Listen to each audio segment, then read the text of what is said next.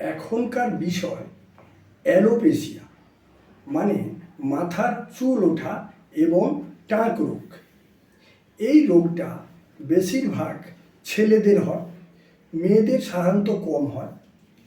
এই অসুখটা কেন হয়? যারা খুব মানসিক দুশ্চিন্তা করে, সঠিক টাইমে খাওয়া দাওয়া করে না এবং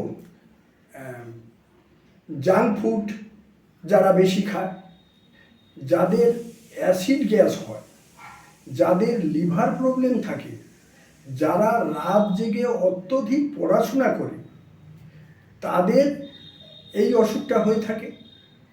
এই অসুখ হলে স্বাভাবিক জীবনযাত্রাতে আনন্দ কমে যায়।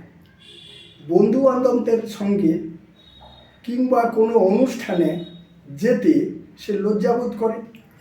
আমার অল্প বয়সে চুল উঠে গেছে, আমাকে দেখতে খারাপ লাগবে, এইসবের মাঝে রাত্রে ঘুমও কমে যায়।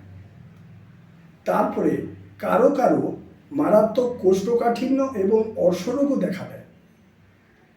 এই অ্যালোপেশিয়া রোগের আর একটা মেন কারণ মাথায় চর্মরোগ, মানে হেড একজিমাও হয়ে যায়।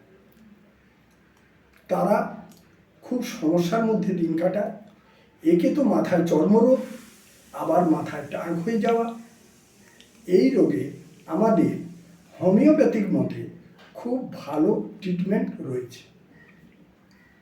আমি doctor Arup Singhatal, contact number 9733826474। নমস্কার।